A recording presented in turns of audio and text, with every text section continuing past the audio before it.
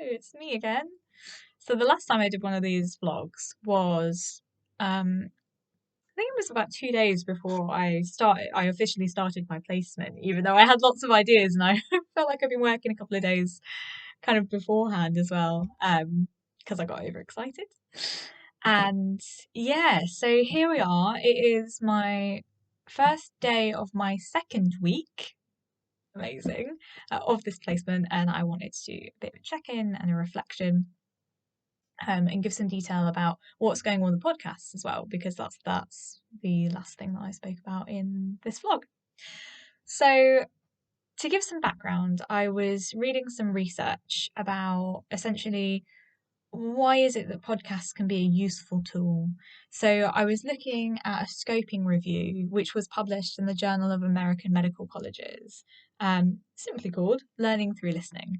So what they were doing is they were analysing lots of studies, for groups that had used podcasts for educational purposes. So providing educational information and what the gaps were and the things that they learned from the value, what people thought were valuable. So the things for me to note that people within these studies were valuing podcasts for four different things, and they were the portability of a podcast, the efficiency of a podcast, and the combined educational and entertainment value of a podcast. They podcasts again as a tool for learning, as a tool to engage in medical information, proved to be pretty effective across the board. So I was also thinking about the Royal College of Occupational Therapists 10 research strategies or research priorities. And one of them is, what is the role of occupational therapy in supporting self-management? And here's where I had the initial idea for that podcast, and thinking about Jo's range already. She has lots of self-management tools such as webinars, videos, blogs, but there wasn't a podcast. So I thought, hey, let's fill the gap. And hopefully that's where my natural skills lie as well. So that's the bit of research behind it. Where we are with it is we've got a studio. We've got a studio. So which is at a local hospital, who said that they are happy for us to use the studio for a donation fee, but also because it's a charity, but also if we're able to share some of the content. So that's absolutely fantastic. Things such as if we do a podcast, which I'm hoping we will. I say we because I've got a little team behind me as well, which is fab. I've got co-producer, co-presenter for a couple of them, which is Ace, which I think I mentioned before. And I'll of course be speaking to and interviewing many more people as well. So it's a whole team effort. But I went on a bit of a tangent there. But what I was saying is I'm hoping to do episodes on things like long COVID, or you know, managing to work when you have a long-term condition, and assisted technology and stuff like that. So that content can be shared on the hospital radio, where we'll be borrowing the studio.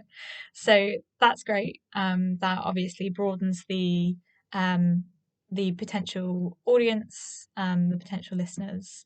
So yeah, I've written one script so far. I've booked a couple of interviews. I've confirmed with my co-host. I've spoken to some experts in some fields so far. There's still lots to do and stuff, but it's going as it should go. So I have felt really pleased with that.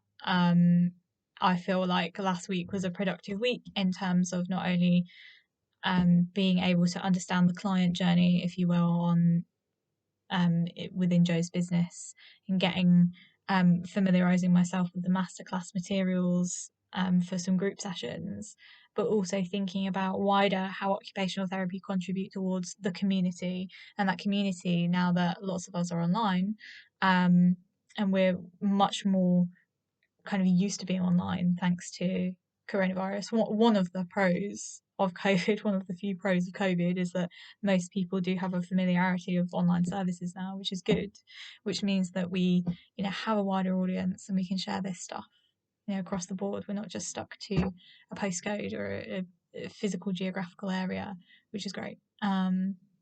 So yeah, I've had some interesting conversations with some companies about some products, and across the board, some of the podcast ideas that I've pitched to others who have wanted to get involved, I have had such positive feedback, which makes me feel good. As a trainee, as a student, as a human being, I feel like I'm doing something valuable when people are coming back to me saying, that's a great idea. Yes, we want a podcast about this. And yes, I'd love to get involved. How can I do that? So that that really solidifies my identity and gives me that confidence, to say, yeah, I think this is going to be valuable.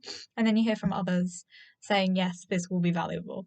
And then it becomes more of a collaborative within your professional circles as well. I'm going to be drawing on expertise from a range of different professionals, such as psychotherapists, physios, fellow occupational therapy students, people who work in radio. I'm really using or making the best of my already established networks, but then also expanding them, which is great. Loving it. Really loving it. I felt tired last week. There's lots of new information, and of course, Joe's clientele have lots of complex conditions, which isn't necessarily new to me. Actually, I've worked with long-term complex conditions for a long while in various different roles, but I think this placement gives me the opportunity to dive more into specialist advice and tailored advice, and interventions, as opposed to just kind of having a long-term condition or a complex long-term condition as a consideration, but perhaps not the main focus. So I think that's one of the biggest differences. So that means lots of reading for me, lots of watching videos, which I'm all for. Loving the learning. It's really fascinating, and very interesting, and I am passionate about human beings who, such as myself, have something that they live with every day, or maybe there's multiple things that they live with every day, and how society can be, and the worlds we live in, can be a barrier, or it can support us to be able to do the things that we're trying to do. So that's where I'm at. I'm looking forward to this week.